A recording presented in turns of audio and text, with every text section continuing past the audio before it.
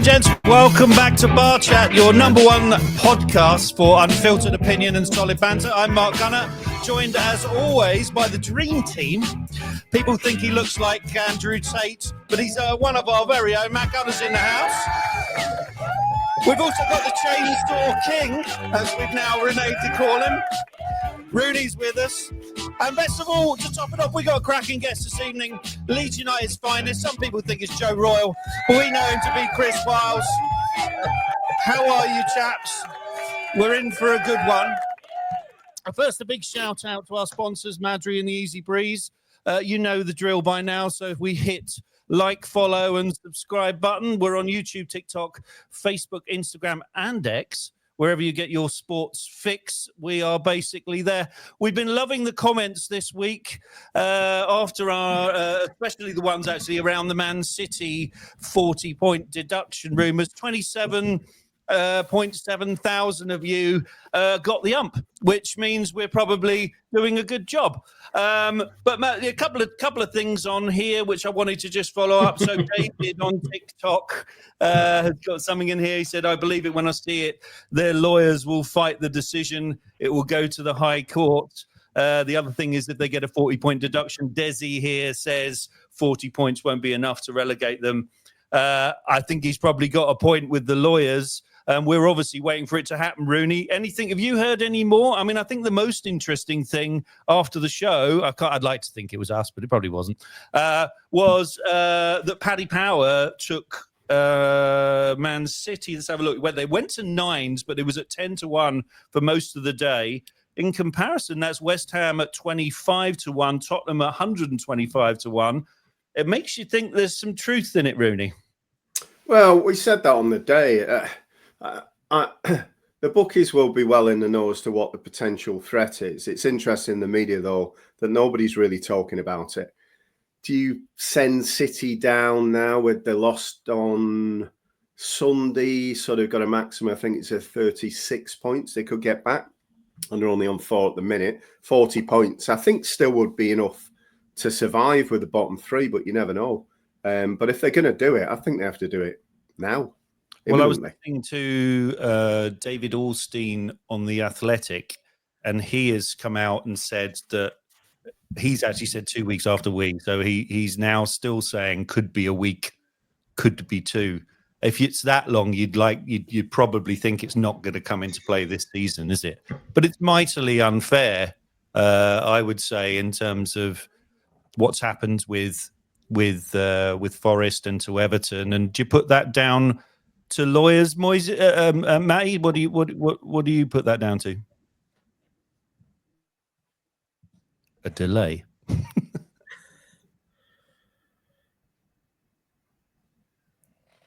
Okay, he's frozen, I think. I'll go. There we go. We'll come back in a second. Walsey, I'll put it to you. What's your take on this? We had an Everton fan on last week. He was kind of a bit perplexed about the idea that they've been done very quickly, and yet the City thing just seems to go on and on. Well, I think that's because of all the money that they've got backing them. They can afford to have lawyers until the end of the sort of 21st century. Yeah, I mean, but I don't understand.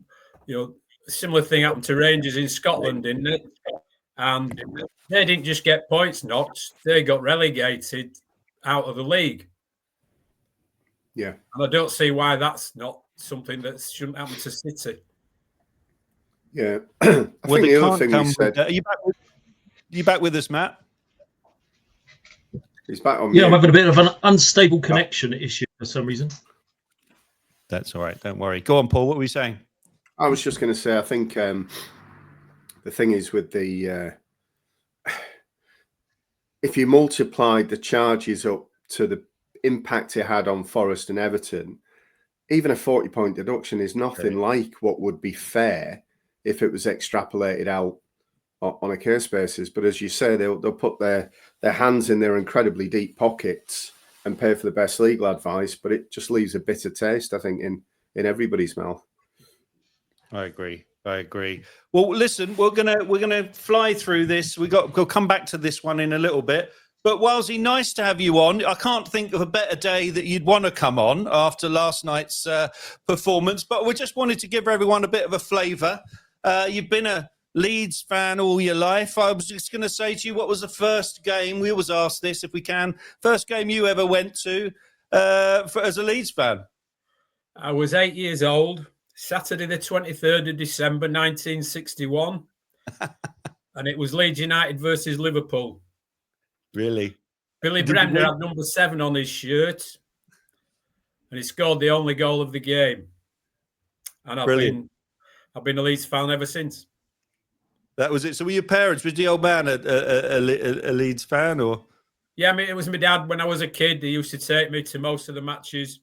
We used to stand on the Lowfields Road. I used to have my little rattle, which, of course, is a dangerous implement nowadays.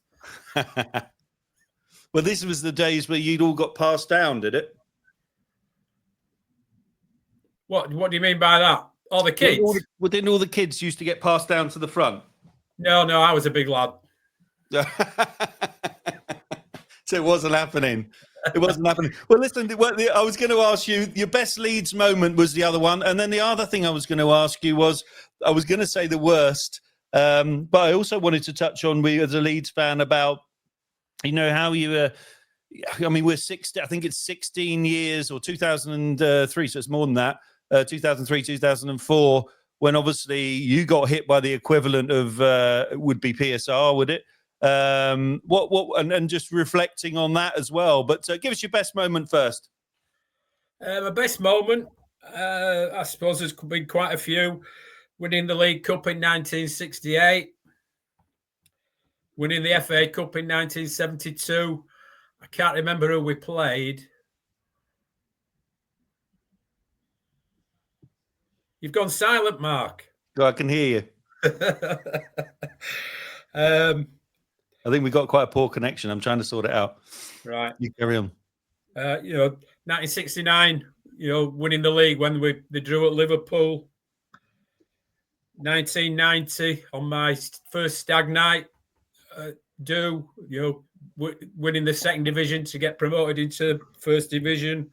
1992, winning the first division. You got a full list of what? Can you imagine a full list of what you've achieved here? Yeah, but don't be asking me what we've failed on, because we'll be here all night. That'll be it. But listen, just talk us through briefly. I can hear you. I'm just going to literally turn around and make an adjustment behind me. But I just wanted to ask you about going, the situation that happened back in Leeds. It's taking 16 years to get back into top flight football. I mean, it's been a tough time. It's great, from an impartial point of view, maybe not Matty as a United fan, but, it's good to see Leeds back. Back sort of, if you like, competing at the, what looks like you're going to the Premier League, and you looks like you've got a side that will compete. Yeah, I mean, I think that the reason that they were out for 16 years was because one certain chairman spent far too many millions on pretty useless players at the end of the day. And because they didn't get into the European Cup final and win it as if they would against Real Madrid at that time, they just went downhill after that because they had to sell all the best players. I suppose I don't want to be saying too much, but, they bought some rubbing rags to play with. Well, that would be when you sold. Would that be the same time you sold Rio, and that was that all before or after? No, that was after. They had to sell all the players to try and recoup the money that they owed. Yeah. But I mean, the only good thing that over those 16 years, and I'm sorry to say this, Matt, was beating Man United in the FA Cup third round at Old Trafford. Matt's still delayed, I think. Are you with us, May? I think he needs to refresh his thing. Well, listen, can everyone hear me okay? Yeah. Yeah. You're freezing now and again visually, Mark, but your sound is coming through. Give me 1 second. Let me just give me 1 second. Mm-hmm.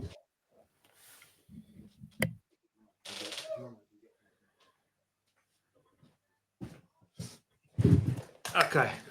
Give us 1 second. I'm just doing a quick reboot. That should sort it. And we'll go there. Well, listen, while we're waiting, I just wanted to tell everyone about a rather fab day that Rooney and I had on Thursday. Was it, mate? Was it Thursday we went over to Donington? No, it was Friday, wasn't it? Was it Friday? We ended It up in was. the pub. They all got a bit messy after that. It was a long day.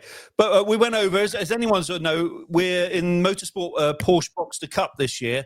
Barchat are sponsoring Matt Shears and Auto Farm's UP3 Boxster in the series. So Rooney and I had the pleasure of going up to Donington Park, where we were at the press day, got into the pits and the paddock. We got to go out in the car, which was quite an experience. Actually, it wasn't as eventful as trying to get in it. So we managed to get in and out of it eventually. We have it all on video. That video is actually going to come out this week. So we'll have a chance to have a good laugh at our expense, no doubt, Rooney. But yes, so your expense, on that one. Sorry, mate. Your expense, yeah. You know, Mike's. But I've got a video of you getting out as well, you know. Oh, right, okay. Well, you better blur any offending imagery that was on show. It was amazing, though. I can tell you, Chris, you know, driving around the Donington circuit, 100, 120 miles an hour. I've done track days before, but when you're in a race scenario, some of the drivers were in just a track day, but some of them were in practice. And so 120 miles an hour into a bend, you know, when you have to move off the racing line because you've got something, is an incredible experience. I don't know if you've done anything like it. No, I'm too tall for that, Mark. Yeah. What are you, 6'2"? Well, I was 6'3". I've been married a few years though. Right. Well, Rooney was when we were trying to get into the car, which was quite funny. We were saying to each other, you know, I said, mate, you're going to be all right with this. Anyway, I've never seen a man go white as quickly as he did when he realised there were other cars. Pardon? Were you driving, Mark? No, we were just passengers in the car. In the car. Right. But that was enough, wasn't it, Rooney? It was. There was a lot of traffic, as you say, on the track, and I think that was when you watched a few laps go by, and there's people not arguing the toss for racing line, but certainly not nice and smooth, and the potential for a nick or a knock at that speed in a tiny little on the ground Porsche Boxster was quite terrifying. But as you say, when you got out, it went from probably a lap and a half of white knuckle ride to as the clock and the times kept getting lower and lower, it was a bit more like, yeah, let's have a bit more of this. But Nottingham Queen's University Hospital is not that far away. Well, that's true. Yeah, that's true. That is very true. I think they had a helipad as well, which would have helped if we'd have needed it. They did. It was good fun. But the first opening race of the season is on at Silverstone on the 19th of April. There are tickets available for there. We'll be in the pit lane and on the apron. So it should be fine before we go. I think it's Anglesey, Brands Hatch, Alton Park, Silverstone, back to Donington, and then Snetterton for the end. So it should be a good little bit of content we've got there, all thrown in between the Cheltenham Festival as well, which is obviously just around the corner for us. But we'll go back to football at this stage. It's not been a good week, if you like, if you're an Arsenal fan. I thought Liverpool had left the door open for us against Villa when you drew 2-2.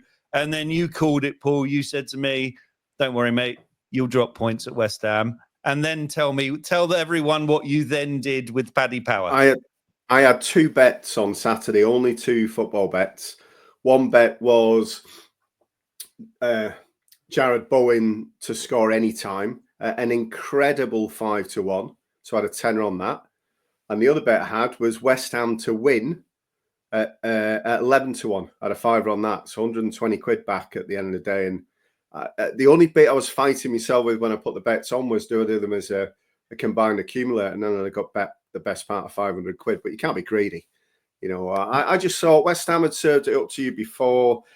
There was a sense of almost need and entitlement into the day. And I watched some of the AFTV stuff and they were saying we're going to trounce him, West Ham is shit, blah, blah, blah, blah, blah, blah. And I thought, I'm not so sure. I looked at their front three and your front three. I thought there was more chance of West Ham scoring than Arsenal scoring. So no, it's perfect. Perfect Saturday for me. And then I had to go in the pub and see you after that. And we watched the rugby, didn't we? That made it slightly better. But otherwise, I had to deal with the smug Rooney, which no one ever wants. But you're now 11 points clear at the top. You'd need to lose 3 more games. Is it over, Chris? What do you think? Is it over?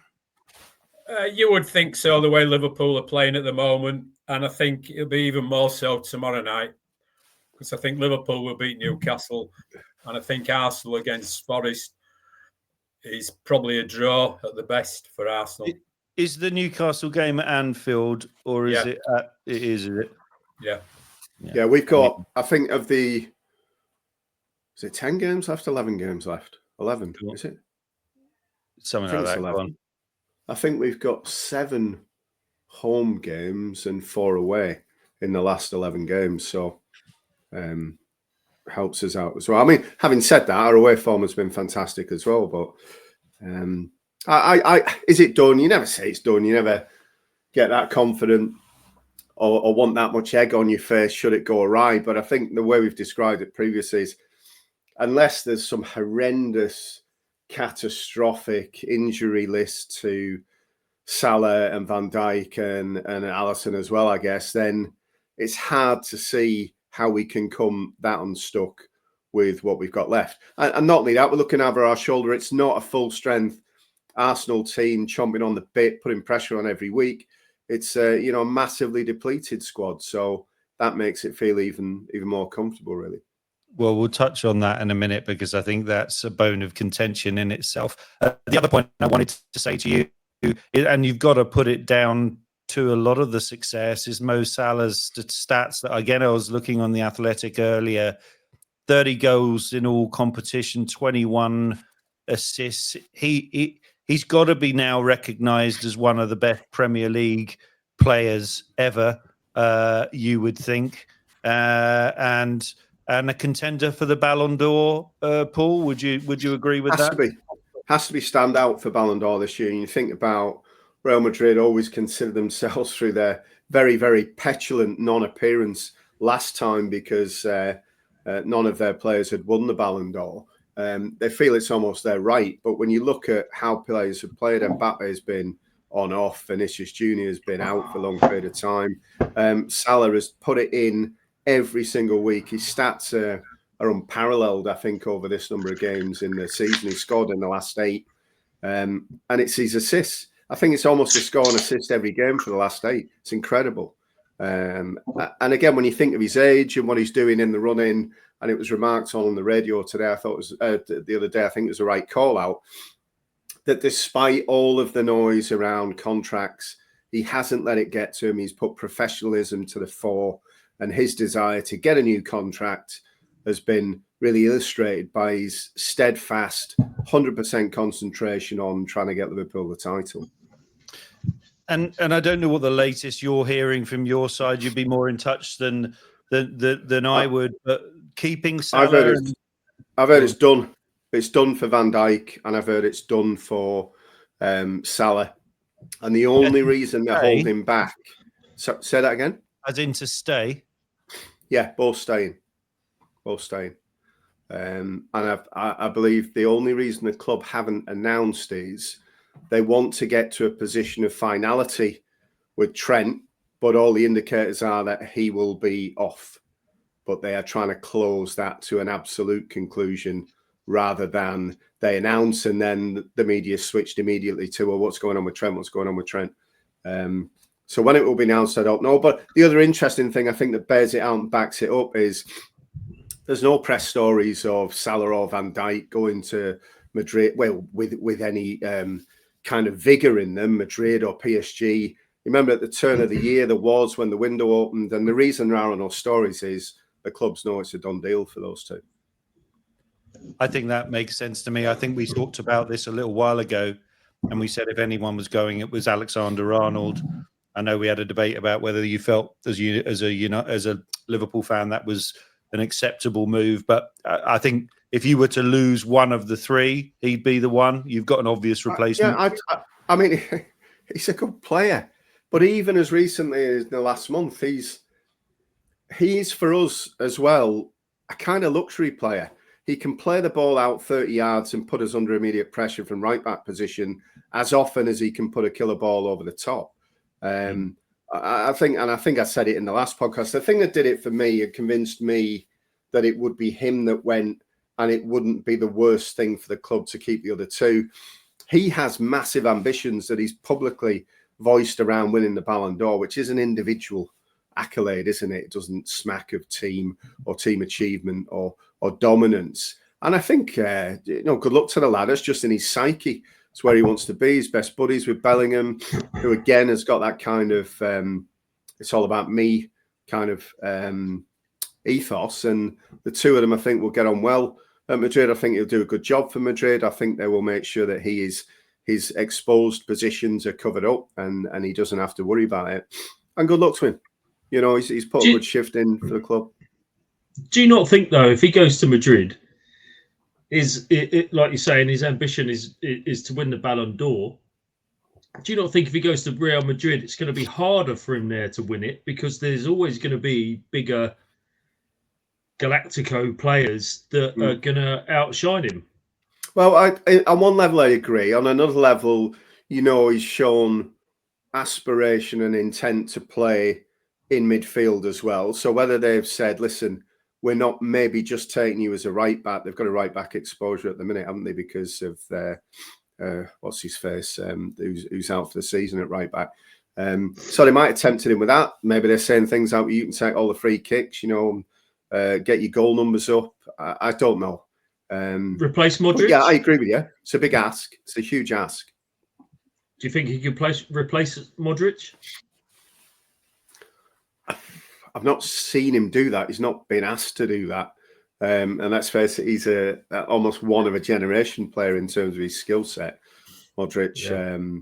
But do you think he could replace him? If you're saying he can go into midfield, do you think he could replace Modric in a season or two? Not to a Modric level on year one, I wouldn't have thought. He'd have to develop in that role. But again, who knows what Madrid have said to him? It won't all be about the money. We've talked about that. Liverpool apparently tried to counter at the same money minus the signing on fee. And he's definitely been told something that's lit his eyes up. And as I say, nobody will wish him any ill. We'll look at it pragmatically and say, well, we've got a fantastic understudy in Bradley. He's got a different skill set, probably better defensively, faster attacking, but without those, split killer balls that might come in 2-3 times to release Salah. But he can work on that, and we'll have to go into the market in the summer as well. Wasn't that why Beckham went to Real Madrid in the first place, though? Because he didn't have anything else about him apart from dead ball kicks. Yeah, he was a great crosser of the ball, wasn't he? Yeah, well, and again, not criticism about him, but he wasn't a runner, was he? He wasn't box to box. He wasn't going to get up and down there. The team would accommodate him and would cover any deficiencies. That was part of the deal. And he wasn't exactly a failure for them. So, listen, I think he'll do pretty well there. We're about to get into United and look at some of these other players that, players struggle to perform in the Premier League when they go over. It's evident that we're the best league in the world, and that's why some of these struggle. But listen, we'll move to the next thing, Chris, because I'm no doubt you spent most of last night with a smile on your face. Well, certainly after the second half anyway.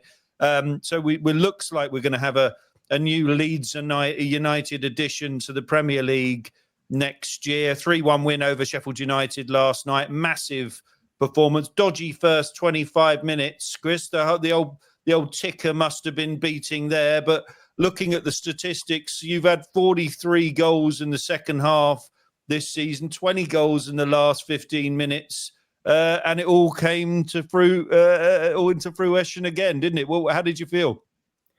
Well, as you say, first 25 minutes, my next-door neighbour, thankfully, her husband was an Everton fan, so she's used to people shouting at the television around here, and obviously, there was quite a lot of language being used in my house while I was watching it. But for me, Mellier's got blamed for the goal. I don't see that was his fault. You know, he made a brilliant save to stop the ball from going in the net in the first place. For the big guy, though, he's a bit weak. He doesn't control his area as a goalkeeper should do. But once he got his act together and Leeds started playing a bit, then, you know, I still didn't think that we're going to get a proper result the way things went.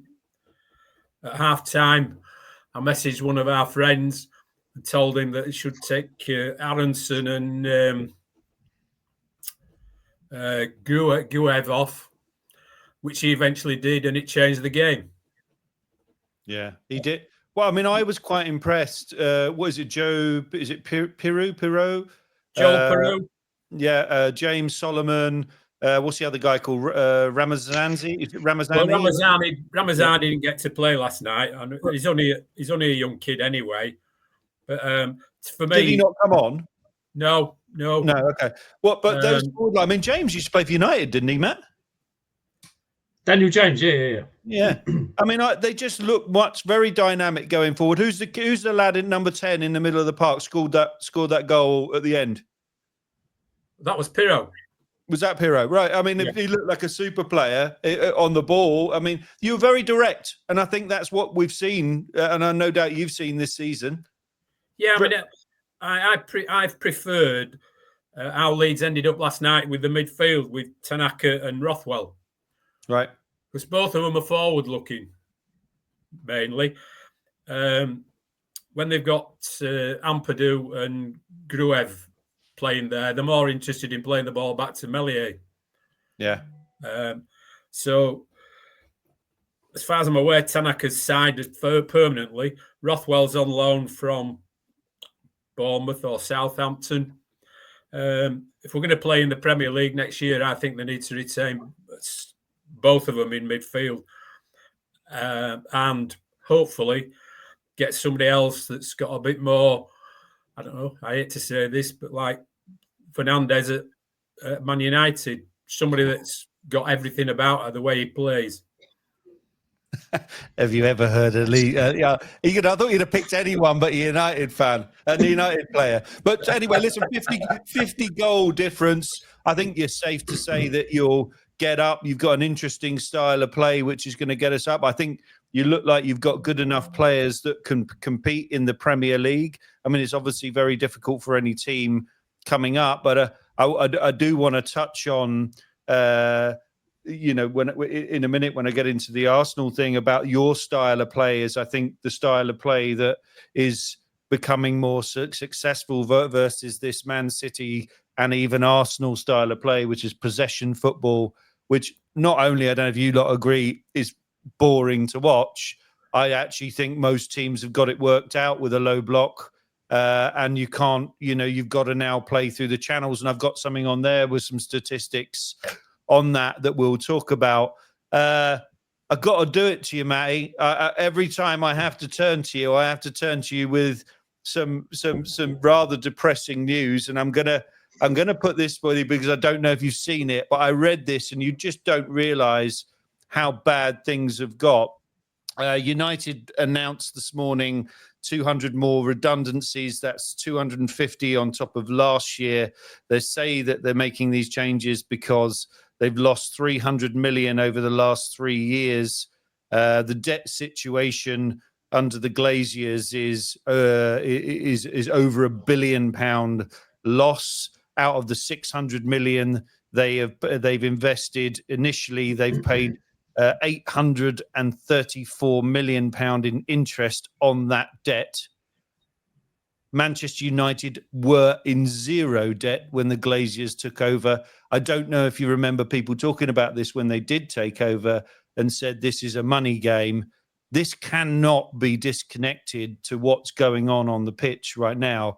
But if you're telling me they've spent £1 billion and they owe 834 million in interest, this is not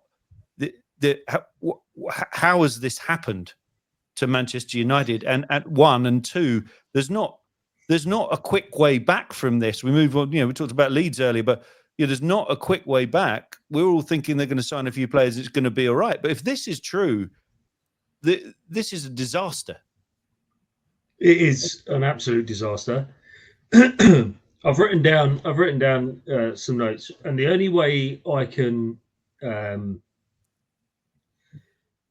fathom it myself and explain it to myself is if Tesco's were in a load of financial difficulty, and Sainsbury's bought a percentage of Tesco's, they would go in and they'd go, right, okay, how can we sort this mess out? And they would make redundancies because they'd have their own people there that they want there. So it's it's a business. So Ineos have gone in there and they know what they're getting into because they look at all the finances and the mess basically that they're in. 20 billion for 25%. So that is an offset. Yeah. So so they've got to go in. They've got to. Everyone's criticising and having a go at Ineos. Ineos as a company have gone in. They've bought into the company. They've gone in to say, right, okay, we need to stop the rut. We need to stop the money leaking out to the Glazers, and the Glazers may be taking dividends. They may stop that now. And then you have to start somewhere. When a business is in trouble and another business takes over or buys into it, you have to start somewhere, and you have to make redundancies. You have to make cuts. You have to cut the food quality at the canteen, and they're now on soup and fruit or whatever it is that's been reported. But they shutting it all down. The food now, no food supplied at all. Yeah, so they've got to start somewhere, and they've got to start pulling money back from places and make redundancies. So I'm not surprised by it, and everyone's, like I say, loads of people are having a go at Ineos. Ineos have gone in there with the best intentions, I think, and there's certain things they've done wrong by giving Ten Hag a new contract. Dan Ashworth. So they've had to 4.1 million for Dan Ashworth, bring him in. Was it 6 months, and then play him 4.1 million to fuck off? Yeah. And then they did that wrong. Yeah, of course they did that wrong. But people are blaming. People are turning around and saying, "Oh, but how do you think these people feel? You've got these players on 300 grand, 250 grand, 375 grand a week." That wasn't Ineos. That was the Glazers. That was the people in charge before. Ineos have gone in and taken control of the football operations. That was the part of the deal with the 25%. But because they're on such wages, like Casemiro is a prime example, 300 odd grand a week, and he's at the end of his career. His legs have gone, and who can you offload him to? You got to let him go for a free when his contract runs out, because no one will buy him and pay the wages that he's on. So I see it as we've always said it's a longer project. You can't get rid of Amorim and then pay him off as well. Amorim is there for the program. They've brought him in. They've got a program. They've got a plan. They've brought Amorim in for that plan. So they need to offload players, bring in the people that Amorim wants, and build Matt, it. It's going to take years. You bring in you're talking about Amorim. They've brought him in. I don't. I mean, you tell me. And I'm not trying to bash United here, but I'm not even seeing anything that looks like I can see what he's doing. He comes out yesterday and he says, after the draw with Everton, and he says, "I don't know what's wrong with Manchester United." He's openly saying he doesn't have a fucking clue.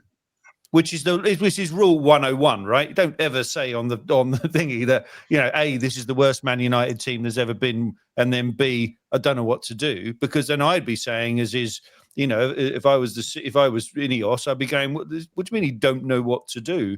He's got to have a plan, and the future, to your point, is to throw another 500 million, which is what he's going to need, at a manager that doesn't show to me that he knows what he's doing.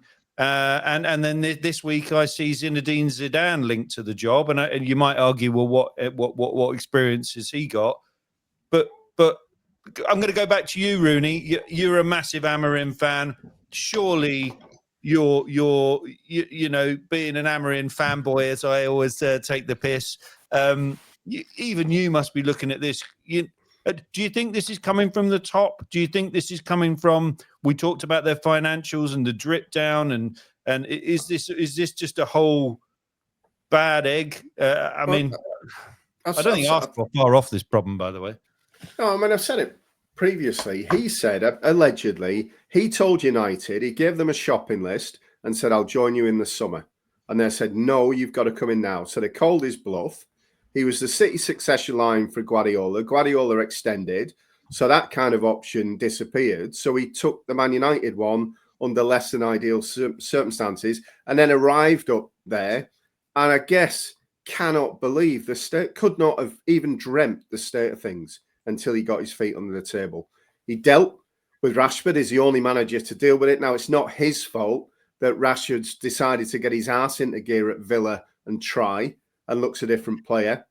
He didn't do it for Ten Hag. He was shitty with a number of the other previous managers. So I don't see that as Amorim's fault. But I think Amorim's probably still slightly bemused at what he's walked into. I mean, I watched United Everton on Saturday or Sunday, Saturday morning kickoff on it, Saturday early lunch. And I thought actually his one and only last signing, Dorgu, I thought he was United's best player in the first half. He looked to have something about him.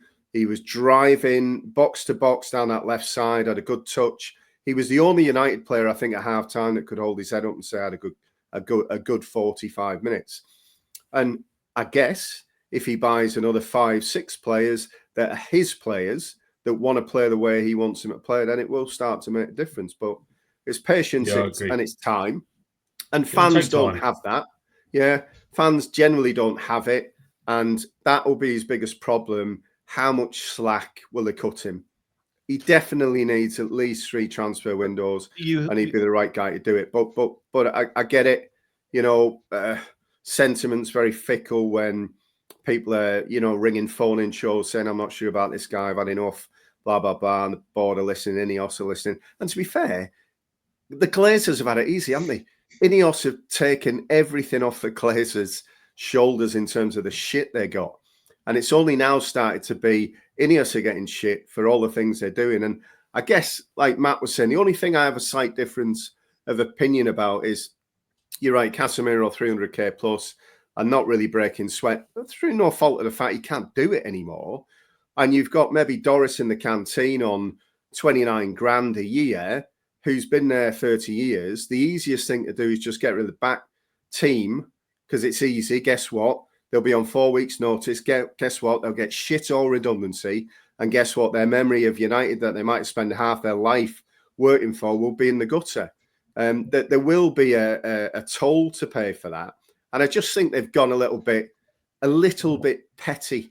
I think to what Chris was saying about the meals, I heard on the radio today that the staff at Carrington that have been retained are allowed free fruit at Carrington. So that's going to do it for people, isn't it? Yeah. I was reading just before we came on air that Casemiro's refused to take a transfer because he wants to keep his £345,000 a week salary. Refused to move on. Yeah. Well, I'm not surprised. In honesty, Chris, I don't blame him. He's looking at. What's he go? I suppose if he went to Saudi, he'd get a bit more money. Chris, you say this. We're talking players here, and whatever we think about Amorim, and Ten Hag was the same. Not so much with Garnacho, but you got Garnacho, you got Rashford. Even Anthony, who I know, listen, this doesn't make for a great argument, has scored 3 goals in 4 games and got sent off. But Rashford looks like a different player. What's going on? Because he said they didn't train very well, and yet they're going to another club where maybe all this crap's not going on, and they're performing. What's your take on that, firstly, Chris? And then I'll go to you, Matt. I don't know. I mean, quite a few people I've talked to recently, particularly about Man United, is that the players are on such good money and such long contracts, they don't have to bother their arse about playing. You know, they're just happy to take the money.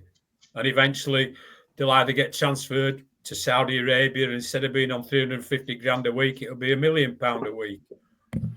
But you raise a good point, Chris, because to the point I just said previously, the way a contractor writes the contract before he's prepared to sign it is they're never going to suffer 4 weeks' notice, ever, and walk, and be out of pocket. So it's two different existences. The poor sods who work as the club structure, who'll be on bog standard terms and conditions, and the footballers who will not relent to take any financial penalty despite their poor performance. Well, I mean, normal business, when you're out there working for a living out there in the big wide world, if you're not doing your job, you start getting written warnings, and after 4 of them, you're gone. Of course. Why ain't the same happening to footballers? We touched. Yeah. Matt, it's very privileged, isn't it? It's Matt, very was privileged. it you that touched on this last week? I think it was you that said exactly the same thing. That football is on its. It's the only industry when you're shit, you lose your job, but you get paid off for your contract. Yeah, particularly managers. Yeah, particularly managers. But talking about Rashford performing, like staying at United for the money and whatever, he's gone to Villa. He's on the same money. Villa are paying a lot of it, but and United are making up the rest. But he's still on the same money. But I think it's down to, there's an old saying: "A change is as good as a rest." And maybe Rashford, like he said in an interview, he needed that change, and he's got that change, and it's given him a new lease of life. But also, it's Amarim's style of football his formation and everything might not suit Rashford's style of play, which is why it's important to give Amarim the time to bring in the players he wants to get the players that can play his style and suit that and play to their best ability because they're used to or can play that formation.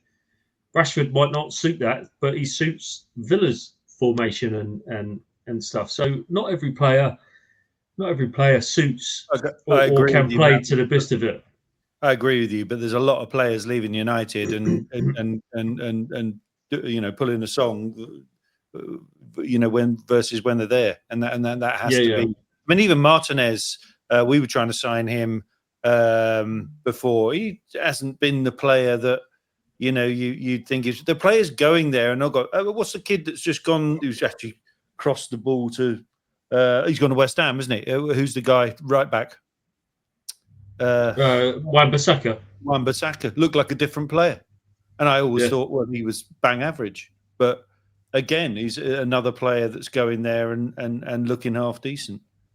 It remains to be seen. But you're still in. You're hammering in. You're not hammering out, Matt. I'm hammering in. Yeah. You would give him a season and $500 million. He won't get $500 million. He'll be lucky if he gets $250 million, to be honest. But yeah, he needs some time and needs to get his players in. They're talking about him in the summer going and getting the right wing back.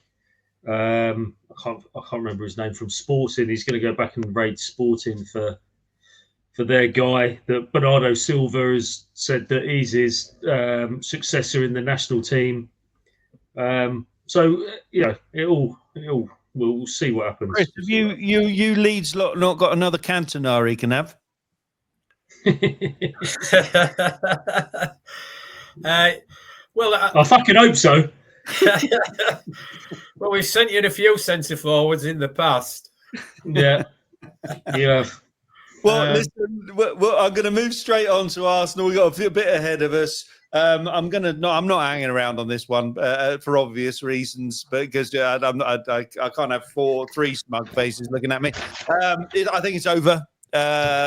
we've dropped the points. I think there's a lot to be said for Arteta in terms of what he has and hasn't done, whether that's him, whether it's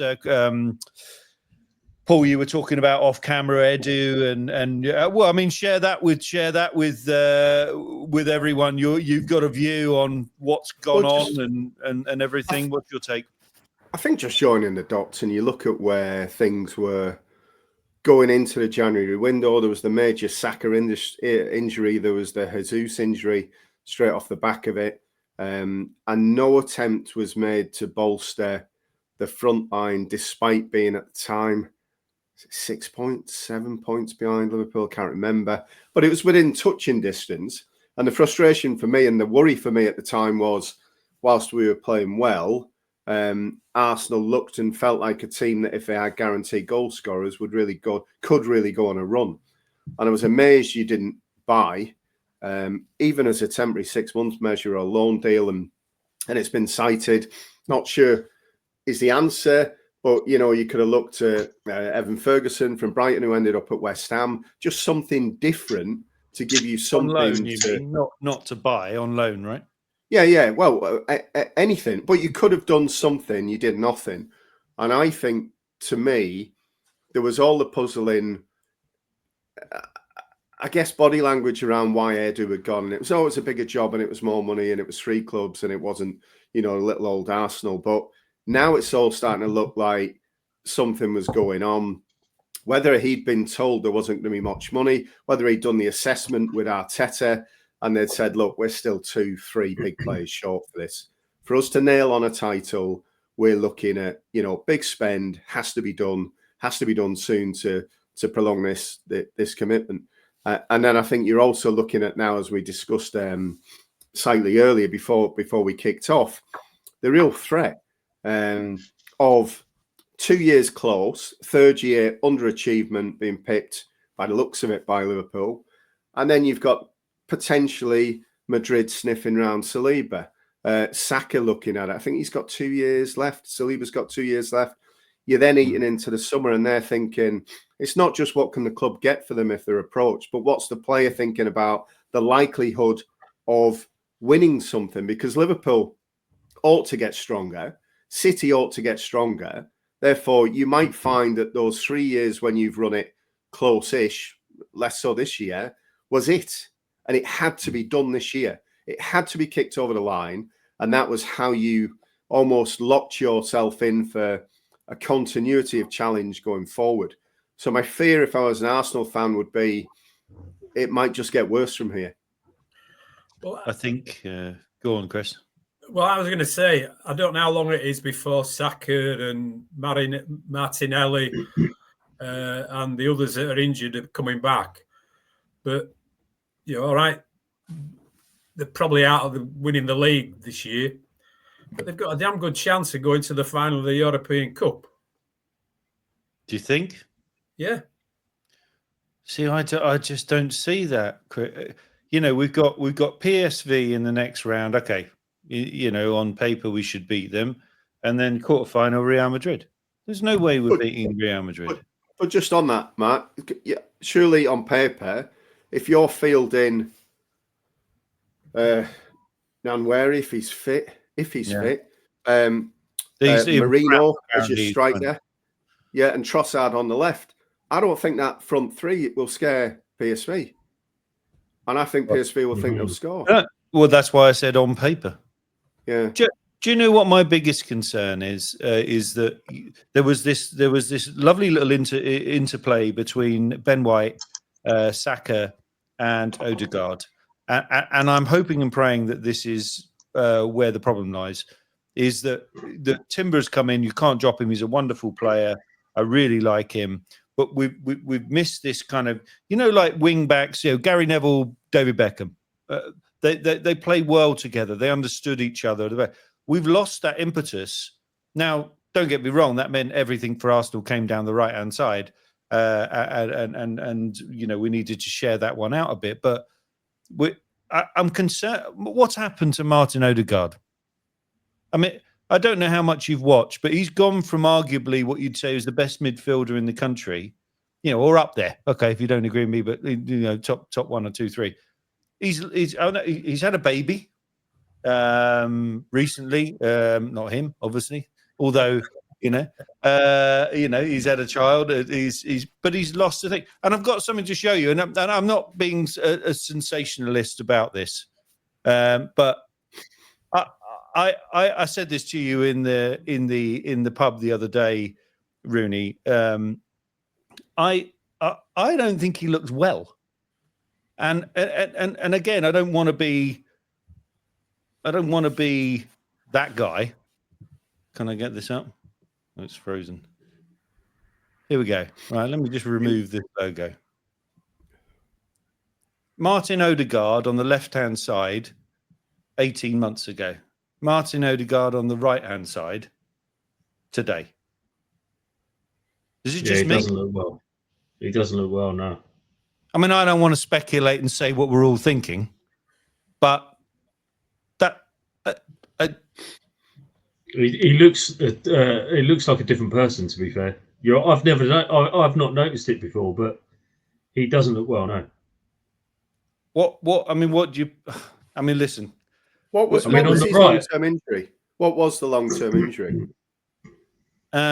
He had it was a foot injury, ankle injury. But he looks gaunt. He looks a bit pale. Mate, he looks like Skeletor from He-Man. Yeah. But I appreciate you. Someone, anyone listening here might go, "Oh, he's 18 months younger," but I'm sorry that. And listen, I've not just picked two pictures online. Anyone can go online and go, "Show me him 18 months ago," and show me him now. I mean, listen, I'm not. I'm going to say this. He looks like a fucking user. I don't know what's going on. But listen, maybe it's me, and I don't want to start, whatever. I just feel like, this can't be. You can't ignore this. It bothers me, and his form is gone completely out the window. I think his form would warrant him, were it not for your injury issues all over the pitch and the fact he's got no successor or deputy, his form would warrant dropping him at the minute. It's that bad. I agree. Listen, the other thing I wanted to bring up with you guys was something that was in The Athletic. Again, I've been on there this week, as I've mentioned it a couple of times. But what you're seeing from teams that are being successful, Liverpool, Leeds, they're much more direct and attacking in their play. And Arsenal, I touched on it earlier, have got this possession-based football. You've seen how it's completely, I mean, no one can understand what's happened to Manchester City. But I was watching it with you the other night, Paul, and I said, it's like watching Arsenal. I can tell you where the ball's going to go. They do this, round the thing, round the back, and not actually... They're not direct enough, and so at the end of the game we go, they've had 75% of the ball, but they've lost 1-0 or drawn 1-1, and for me it's like as I say, it's boring, but I think football, and I know football goes in styles and it's moved on. The Athletic had this thing where they said that football's evolved from being focused on, let me see if I can pull this up for you, focused on central channels. Crosses per game have dropped 26% in the last 20 years. But that's because there's no proper centre forwards anymore. Well, that might well be. So they've all got to play tippy tappy football. Well, interestingly, you should say that, because when I just try and flick to here, the statistic that is on. Let's try and get that up. Yeah. So this is if you can see this, guys, it's the downturn in open play crossing has started to subside. So what they're showing is that the statistic that this is from The Athletic, which shows from 2006, 2007 crosses, goals scored from crosses in open play, or number of crosses from open play back in 2006 to now. This shows how the game's changed. And interestingly enough, to your point, Chris, in 2022-23, Haaland signed for Man City. and you're starting to see this upturn of crosses into play. Now, the really interesting part of this is we always, or Arsenal, and I talk about Gary Neville, Matt, you'll remember the overlap with Beckham. Beckham has the ball, overlap, thing, cross in. Now we've gone for this underlap, which means we're playing internally. They weren't crossing. Inside. Yeah, they come inside. So is the game, I guess my thing is the game changing? I think when I'm watching Leeds the other night, watching Liverpool, you still play down the wings. I think most pullbacks or something, goals scored, Salah's first, and only second to that is the kid at Tottenham. Has been injured for a while. Can't remember his name. I know the game changes in terms of its style.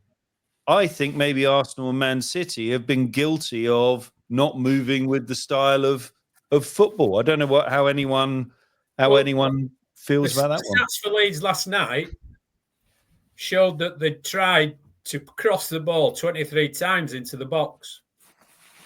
Right. Well, there you go. Right. And the average is 12. The most you had there was 18 in the Premier Leagues back in 2006, 2007. The problem with Leeds is that most of the crosses don't go to anybody but a defender. But you're right. It's the same with Arsenal, though. If you look at they got lucky on the Leicester game, less so from the West Ham game. But Arsenal were hammering crosses, and they were hammering crosses, playing a false nine, with no chance of somebody being. No, when I say no chance, no strong chance of somebody being on the end of it, because it was desperation, because they can't break a low block down. And I think a number of teams this year from a corner. But you've even stopped scoring corners now. I know. Because I think most clubs have worked it out. Yeah. Well, I think that. Go on, Matt. Sorry, go on, Mark. Sorry. Okay. I was saying, I think some of United's problems are we don't put the ball in the box enough. I think Haaland would thrive more on. I've said before, he gets no service. I think he would thrive more on balls into the box, and it's just not happening. And like you say, Mark, it's boring. Yeah. This pass, go back, go inside, go out, come back inside. Switch play and put the ball in the box. United's most success ever was we've touched on it. Neville and Beckham getting that ball to them, overlapping. Beckham putting the ball in, and one of the years Beckham was in the Premier League is the also on the other wing, Irwin and Giggs. It was the same. Giggs, yeah. It was the same style of football. They always had a decent centre forward there. Yeah, yeah, and I think Haaland would be better with service into the box. Yeah. Well, you're probably right. Well, listen, guys, the other one we can't get away from, and I'll move into, is VAR. And I you wouldn't have been on there, Chris, but I sent something on we've got a WhatsApp group chat, and I said that's ridiculous when I saw the Man United Everton penalty incident. And just to make my point clear, I have watched it, Paul. I agree with your, this sort of weird leg thing that goes out that Ashley Young puts out, and he definitely went down very, very easily. That's not my point. Go on. Can I just say about the leg thing that I've written down here? It said Ashley Young opened his legs wider than a girl in Magaluf. Well, I disagree with you there, because I saw something, I can't remember whether it was on Sky or on BBC, that showed from looking from outside the box to the incident that Maguire had taken his back leg away from him, as well as pulling him back. Right, I'm going to show you something, and this I think is really, really important. So I don't know if you saw the referee go to. Let's go here. The referee goes to the. Let's get rid of that logo. Sorry, guys. Okay. So the referee goes to the screen. Okay, this is just, sorry, there's a little bit of a delay on there, but it will come up for you. he goes to the screen, and if you can, I don't know if you can quite make out, this is the angle they keep showing him. They continually show him this angle, right? Yeah, and it's wrong. And it is wrong. It's just sort of, you've just lost the screen there, haven't you? Yeah, it's gone a bit fuzzy. Okay. Right. So this is the angle they show him. And he looks at it 100 times. And there's one where his leg is, here you go, this way. And then a second later, his leg is that way. Right. So I don't see the connection. This is the point you're making, Paul. Unless he's trod on his foot there. I don't think he has. Any of those contacts wouldn't force his body to go up in the air. And I think that's what the referees looked at and thought, well, that's physically impossible. I agree with you, Paul, but that's not my point. So the rules of this game, as I understand it, you guys tell me I'm wrong, is unless there's a, what do they call it? Clear and obvious. Clear and obvious error, right?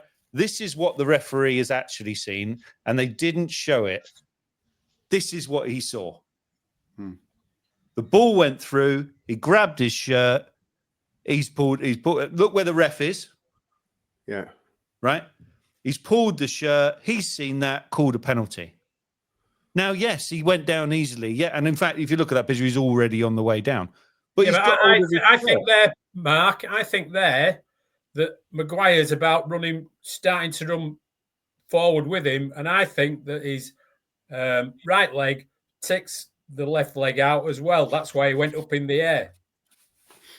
I don't know. When you watch it in real time, it does look iffy. But the point I'm making is only showing that angle was not useful for the referee. And why was he even asked?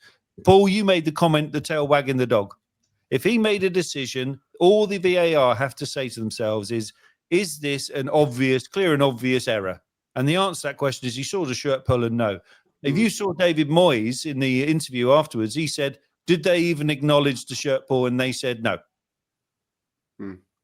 Yeah, no. Can I like that? Go on, Matt. Yeah. Sorry. No, Paul, you carry on. I was just going to say, when you put it like that, I see what you're saying. The clear and obvious error test, if you like, that is 9 times out of 10 used, because you see them where they're marginal and they'll say, well, it's marginal, so stick with the referee's decision. It's interesting they got him involved in that. But yeah, it's different every week. I don't understand when football changed. Go on, Chris. Why did football change that it's all right for somebody to pull somebody's shirt to stop him from running past him, or in that case, getting to the ball? You know, football's foot with your feet. Nothing to do with hands unless you're taking a throw-in. Yeah. And I think that the referees are far too soft nowadays on players being allowed to tug the people's shirts. It's not rugby union or rugby league. I guess the only saving grace is it's 2 bottom of the league teams, nothing riding on it, so it wasn't a big match or big team, so no drama, move on.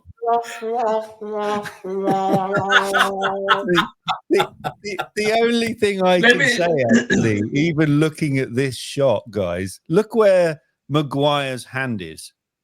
He's actually got a hold of his hip there, regardless of. But if you watch it in real time, his hand is there momentarily. And what I was going to say, I listened to, on Sky Sports they do the ref watch. I listened to this. Dermot Gallagher was in the studio, and he said that the referee reported that he gave a penalty for a Harry Maguire foul, right, for pulling the shirt. And he said because it's gone to VAR, and he said I've given a penalty because of Harry Maguire pulling a shirt. That VAR have then looked at it and gone, that pull on the shirt is nothing, and so that's why it's not a penalty. And also, I would like to add, he has thrown his legs out. If someone pulls you, you fall backwards. You don't dive forward and lift your legs off the floor. He's not been punched in the stomach by Rocky Balboa. I think it's a cheap. I know I'm a United fan, but I think it's a cheap effort to get a penalty. And if you give penalties for a shirt pull, then they'll give 5 every game, every week on corners, because the amount of shirt pulling and everything that goes on. That'll stop people from pulling to the people's shirt and shoving their arms around them like they want to play doggy. Yeah, but let's not start with United, please. You know, I don't know. There's too much. It started with all these fancy European teams, you know, pulling people's shirts, putting their arms around them to stop them from moving about, standing in front of the goalkeeper and jumping into him like Man City do when they're taking corners. Yeah. And the referees do nothing about it. For me, guys, whether you agree or don't agree, the referee gave it for a shirt pull. Was there a shirt pull? Yes.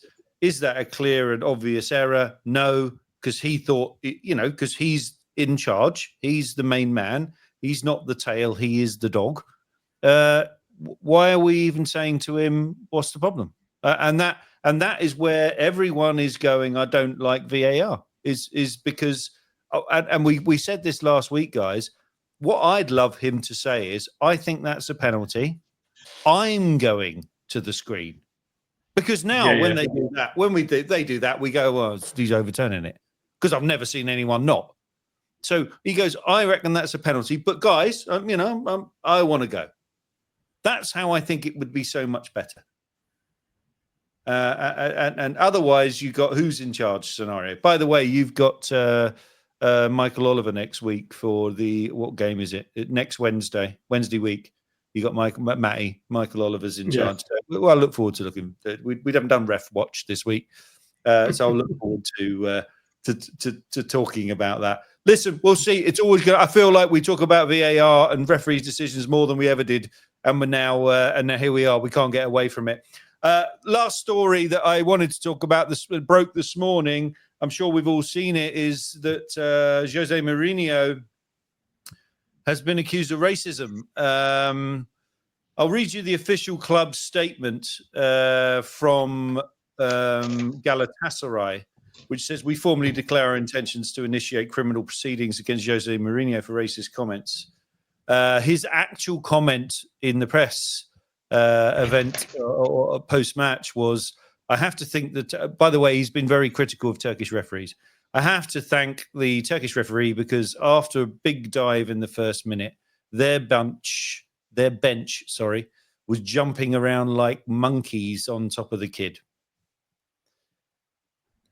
Their take on this, Galatasaray, is this is a racist slur to suggest that Turkish people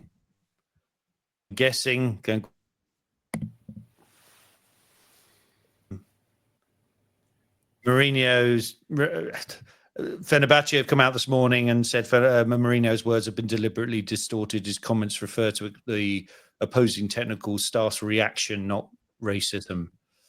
Is this Mourinho being Mourinho, or has he crossed the line? Anyone want to weigh in? Yeah, for me, the only way. Go on, Chris.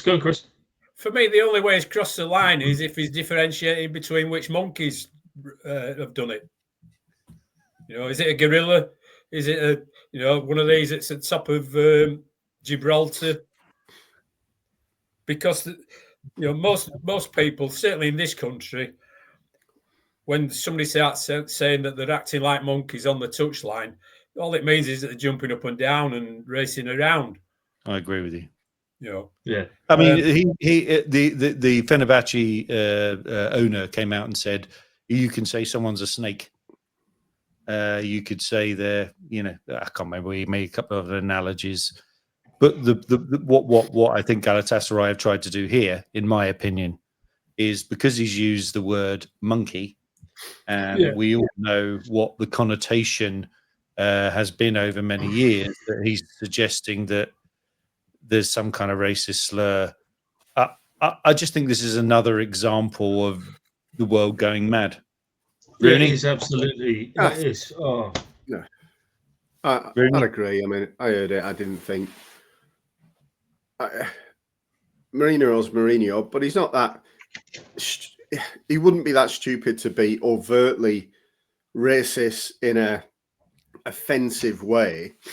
It's the old adage, isn't it? You can't give offence. You can only take offence. And when you say something in a well-intentioned way as to how you weren't surprised the other team players or technical staff reacted, then it's almost like somebody's looked at it, digested it, broken it down, said, what can we do with this?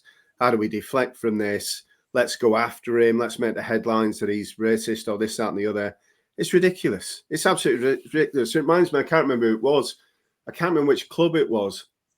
Fans were wanting to put a complaint in because a striker that used to play for them had taunted them after he'd scored. That's football. That is football. What are people trying to do? Sanitize it beyond a point with which anybody even wants to go to a game. It's ridiculous. Yeah. I agree. Well, if I was on a touchline and something happened and I was jumping about like that coach was, and someone said I was jumping around like a monkey, yeah, I was, because they're talking about an animal. It's nothing to do with race or anything like that. It's because your actions and your body motions are acting like a monkey, not anything else. It's ridiculous, absolutely ridiculous. But this is the way we're going now, and then any angle where you can come up with something is the way the world goes, doesn't it? I don't know, Chris. Are you? I mean, I'd like to think this just blows over in 48 hours. Does it not? I mean, supposedly he's been reported to UEFA from FIFA. Yeah, it's ridiculous. It's ridiculous. It goes back to liars now, doesn't it? You know. I mean, the fact that Galatasaray are 8 points in front of Fenerbahce should, after the draw last night, they should be quite satisfied anyway. With the result, just get on with life. God. Yeah. Well, listen, I had to bring up. We like to bring these contentious issues, whether it's David Coote or today's story. But we will. Rooney normally does this, but because he's now the Chainsaw King. But does everyone actually know why we're calling you? Go on, mate. You're dying to. Look at it. Come on, then fire it up. Hey, I'm not firing it up. So tell everyone what you're doing, Rooney. Before we break into the home and away quiz, briefly, tell us what you're up to and why you're sat with a chainsaw, because we're all slightly frightened. Well, fresh from Donington exploits last Friday, I had this book for a few weeks. I wanted to get my introductory commercial chainsaw license for groundworks, which is anything that isn't upright. So anything on the ground you can work on. So last 2 days I managed to do that. So I passed this afternoon. I was passed by an MMA fighter called Pat Carr from Workington. Good lad, but scary. Very scary. I thought you were going to say his name was the Chainsaw Massacre or something. No. Great lad from Kendal, who's my tutor, Andy Dixon. See him again tomorrow for the tree felling and advanced tree felling through to Friday. But it's something I've always wanted to do, and now having a bit of time off work and working out what to do next, it was on my list. But it's been great fun. I'd like to think I'm not that bad. I've managed to pass, and they're very, very clear that they don't pass anyone that they think is going to be a danger to themselves. When I was having a beer with you on what was it, Sunday night, it was. Is it as scary as you think, or is it more? Is it you know? It's more scary when you get there on day one and they show you pictures of chainsaw injuries in graphic detail. One was a chainsaw that kicked back off the wood. The guy had held it in front of him rather than to the side of him, and it had come back across his neck and embedded in his neck and his chest down.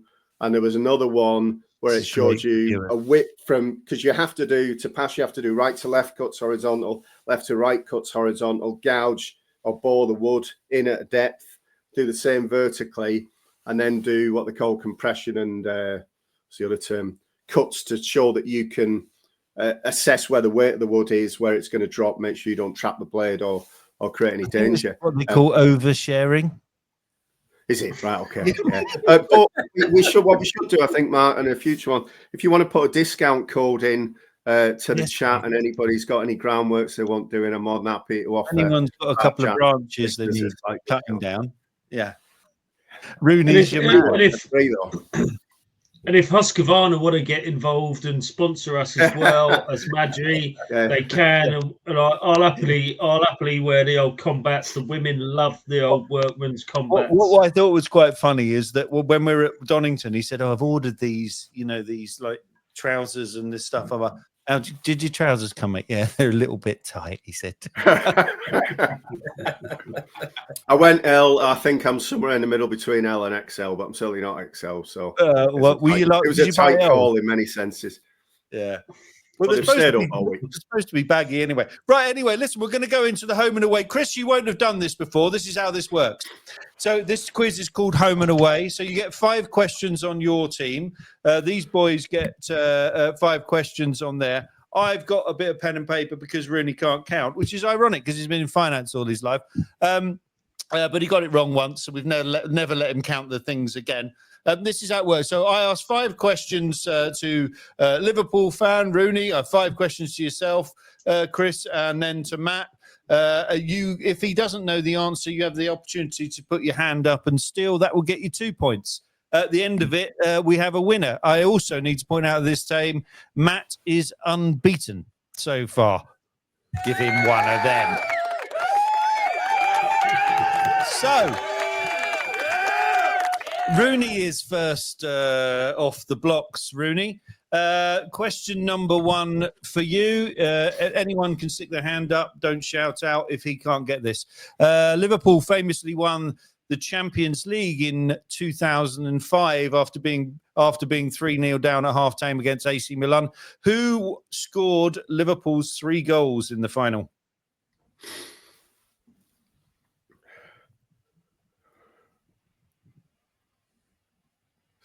Xabi Alonso,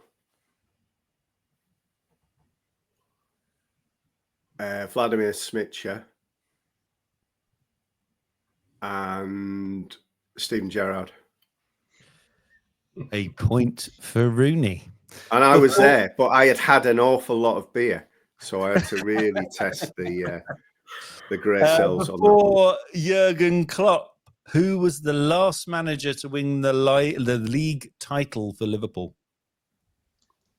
And I'll give you a bonus point if you can tell me the year. Kenny Dalglish, and it would have been 89. So was it the 88-89 season or the 89-90 season? 88-89 season. So 1 point to Rooney. It was the 89-90 season. I thought the 90 was the first Premier League one. Was that 91? Mohamed Salah became Liverpool's all-time leading Premier League goal scorer in 2023. Whose record did he surpass?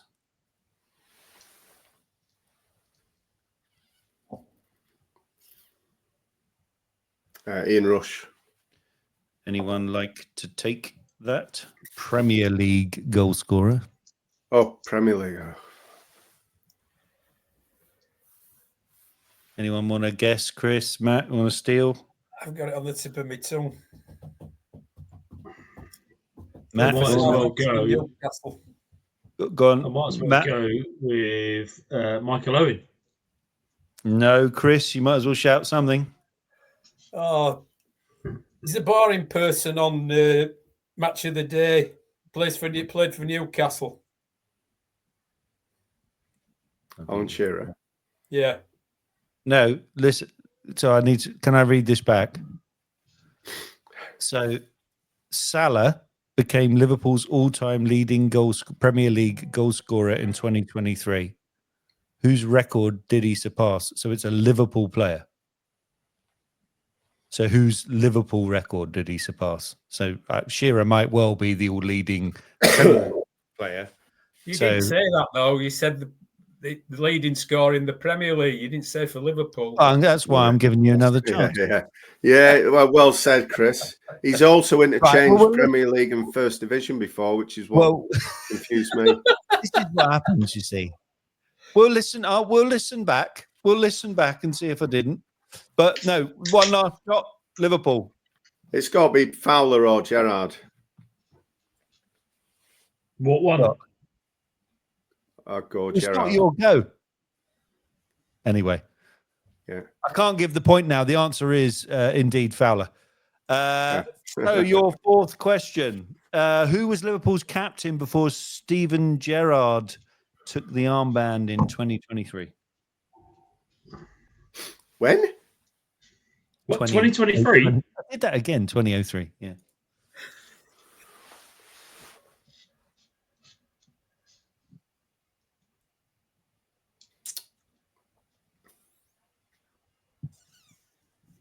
Was it Sami Hyypiä? It was for 3 points. Last question. In what year did Liverpool move from Anfield Road, their iconic home, to their iconic home, Anfield? 1902. No. Matt? 1916. Nope. Chris, any steal there? 1896. Close. 1892. So, Rooney, you finish your round on 3 points. So we move to you, Wilesy. Right. 5 questions on Leeds. Leeds United last won the top division title in 91-92. Who was their manager at the time? Howard Wilkinson. Howard Wilkinson, it was. What was the name of the Leeds famous midfield trio in the early 2000s featuring Batty, Olivier Decour, and which other player? So you want the name of the player? The player. Do you want me to read it again? No, it's off. Whoa. Matt, sin if you can't.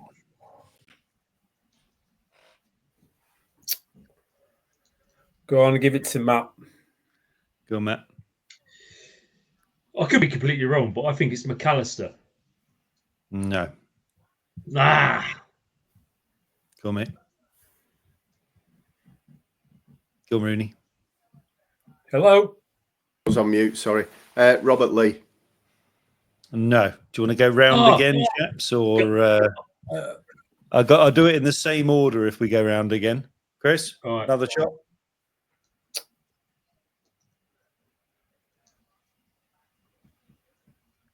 Do you see his It's on the face? tip of my tongue.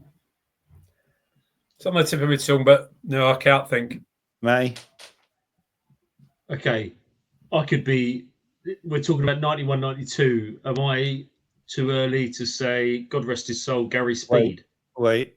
Early 2000s, mate. Batty, Olivier Decour, and one other player.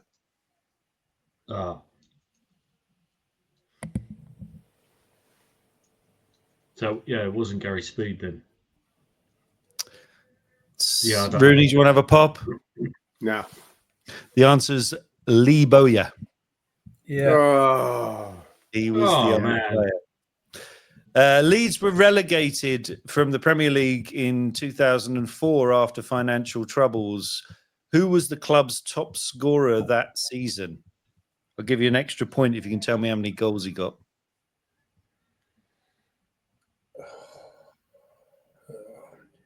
2004, Mark.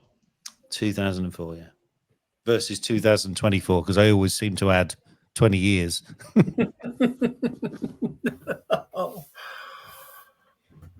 Leeds were relegated from the Premier League in 2004 after financial troubles.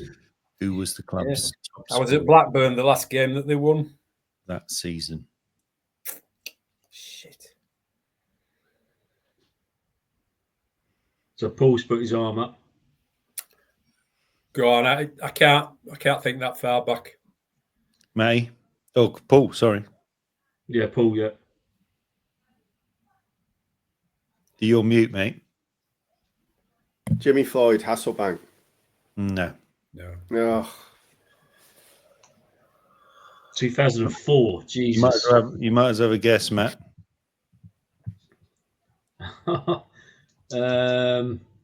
Leeds. No. No. Okay, I'll go back Rodney, to Chris. Rodney Wallace. No. Alan Smith. No.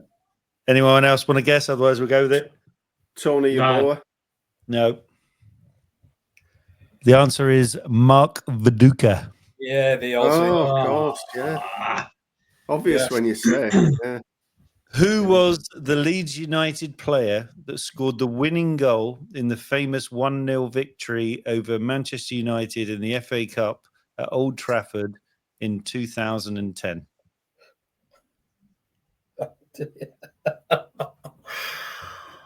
Oh, shit. It was on LUTV last night. You don't subscribe to that, do you? Sorry? You don't subscribe to that, do you? Possibly not. Who was the Leeds United player that scored the winning goal in the famous 1-0 victory over Manchester United in the FA Cup at Old Trafford in 2010? Oh no.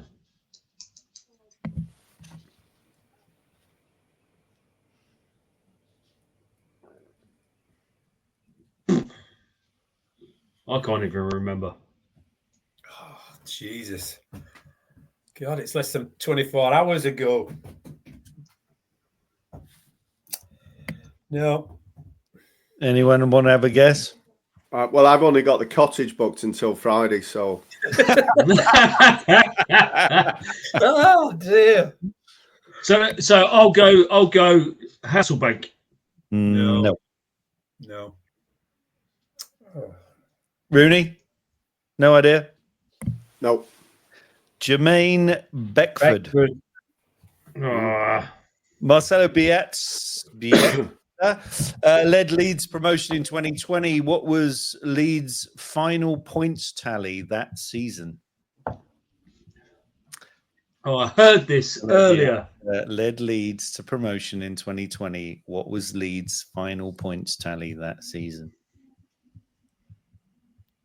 102. May?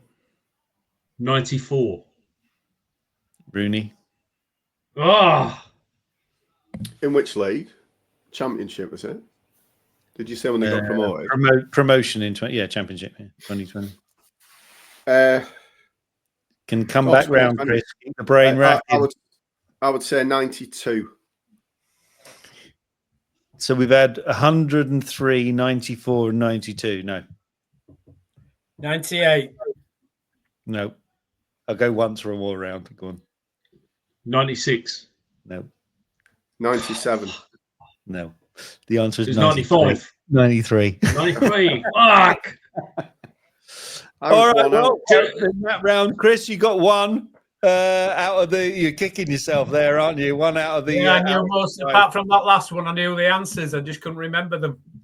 So that last one, I heard that last one on. They were chatting about Leeds and how good they were yesterday, and they said that they can potentially finish on 111 points or something this season. So to emulate 2020 when they finished on now, I remember 93. Yeah, I couldn't remember. Well, here you go. Look, we can all steal points. It's still very close. Rooney's on 3. Chris, you got 1. There's 5 points to be had here. Manchester United, over to you, Matty. So these are your ones. Manchester United were the first English club to win the European Cup in 1968. Who did they beat in the final and what was the score? Benfica. What, we're going to get both for 1 point? Pro time, mate. Okay, so Benfica, and it was. Okay. It was. Chris even knows who scored, by the way. It was quite a romp. It was. Was it 4-1? It was 4-1 after extra time. Oh, It was Benfica 4-1. How does he do this? I have no idea how he does this. In the famous class of 92, which two players were signed from other clubs rather than coming through the youth system?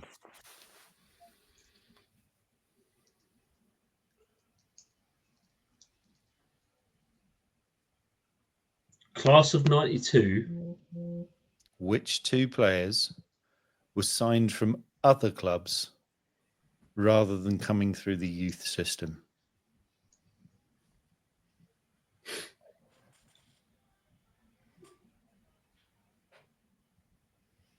Ah.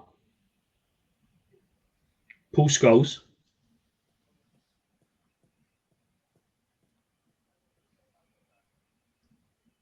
There's two. Yeah, Paul Scholes and David Beckham. One of them is wrong. Oh.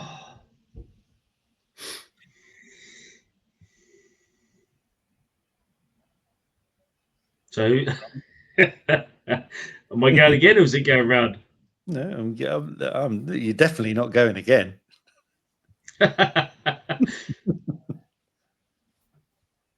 I'll read the question again. In the famous class of 92, which two players were signed from other clubs rather than coming through the youth system? Do we know who the class of 92 is, boys? Can we name them? Just helping the other lads out, you know. well, Cheers, mate. Giggs and Beckham. Oh, I can't remember. Who was it? Giggs and Beckham. One of them is wrong. Giggs and Scholes. Both of them are wrong. Go on, Matt. Beckham and Scholes. One of them is wrong. I said that last time.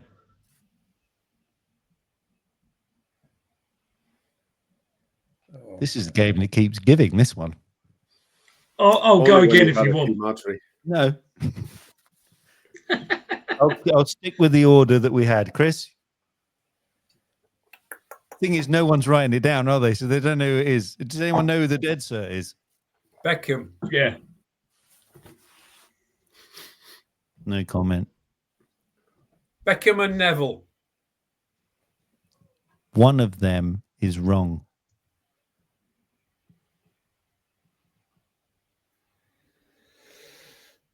Oh, dear me.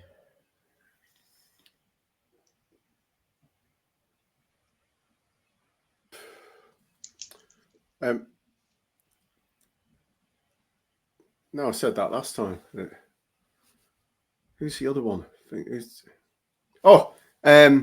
Beckham and Nicky Butt. One of them is wrong. Do we want to carry on? Beckham and Giggs. Beckham and Giggs. One of them's wrong. Oh, fuck off. Right, let's give up. We've had that one. Chris had that one last time. Let's stop now. Okay, I'm not going to give Beckham and Butt. It's not. I'm not going to give any points. But the other one's probably more famous for playing for Leicester City.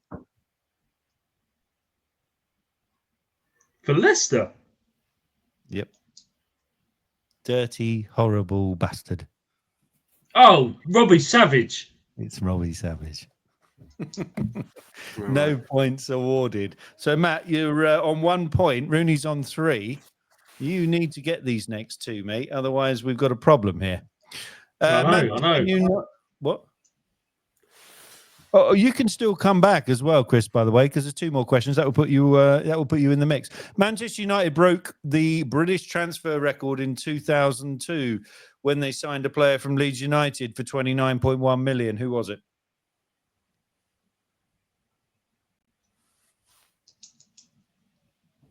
Alan Smith. No. I know the answer. Chris. Rio Ferdinand. It is the answer. Favoritism there. I was quicker on the hand draw, but I'll let you off, Were Mark. you, mate? I didn't see that. I do apologise. Same Who answer. was Manchester United's what? Point each. Yeah, sorry, mate, I didn't see it. Plausible deniability. Who was Manchester United's top scorer in the 2012-2013 season? Alex Ferguson's final season in charge. Van Persie. Van Persie, it is. Correct. Matt, to go level.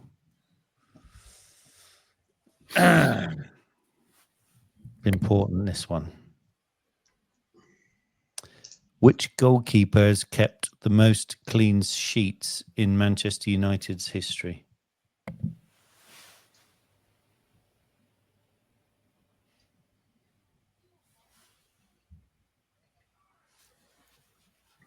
Got David De Gea. Got you, Rooney. David De Gea. Rooney. Schmeichel. Peter Schmeichel.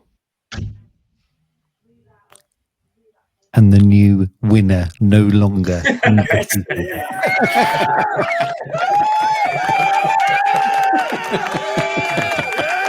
In the blue corner. Well done, Rooney. You've done it, Cheers. mate. You've beaten him. Have it, Matt. Have it. Oh, that was a good one. I actually had a tiebreak question as well, but I'll give it to you anyway. No points scored, but it's a funny one. Which player has scored the most goals in a single Premier League season, and how many goals did he score? This is for Madry in the pub next time. Yeah, hand up. Alan first. Shearer. Hand up first. Which player has scored the most goals in a single Premier League season, and how many goals did they score? I need both. Go on, Chris. Harry Kane, 31. Rooney. Is it only Premier League goals or in a season all goals? Because I know what you like with the way you ask it. I'll ask the question again. Don't blame me. Blame our friend. Which player has scored the most goals in a single Premier League season, and how many goals did they score? So I would take that to be Premier League. And is it one of our clubs? You can't be like. All right, what do you want okay. to do? All right. You Well, first I'm name? gonna go. Eric Cantona, 44 goals. What, in the Premier League? You're wrong. Go on then. I'm going to go Alan Shearer, 29. Okay, we'll go round again. I'll give you a clue. He doesn't play for any of your teams. Chris first. Do we need a bit more than that, guys? Are you feel like you nailed I've got it. I've got Okay. it. But I know what you like with your data sources, so I could be wrong. Not as bad as Haaland, 31. one of them is correct. Right. Who did you say, Chris? It's Sorry, Erling were you not looking Haaland. at that? Sorry, Matt. Were you Erling looking at that? Haaland. Sorry about that. Erling Haaland, and it's 38 goals. One of them is correct. Okay, I'll go Haaland, 37. One of them is correct. What if you give the next person to get it right one either side of the number? You're pretty close. Haaland, 28. You were close. I'm going to go Haaland, 40.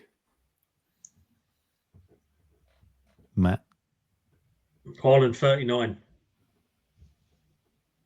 Okay, I'm going to start going Bruce Forsyth. Hiya. Lower. Haaland, 33. Haaland 36. The definite winner of the day. It's the chainsaw, mate. That's what it is. Exactly. Well done, boys. It was quite so. Rooney, first win. Anything to say out of your first? Yeah, well, I thought it was crap tonight. It must have been the competition, though. Well, listen, I felt sorry for you, Paul.